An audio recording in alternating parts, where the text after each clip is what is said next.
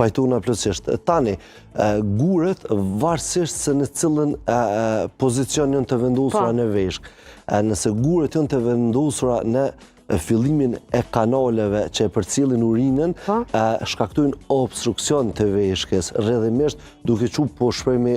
ajtit të veshkës, edhe si rrjedhoi do të vijë deri te dhimbja si pasojë e obstruksionit. Ndërsa ka mundësi me kon një guri qoftë në kalikset e mesme ose në kalikset e poshtme, po nuk është të e bloku rrjedhën e urinës, drenimin e urinës, ai mundet me kon ato edhe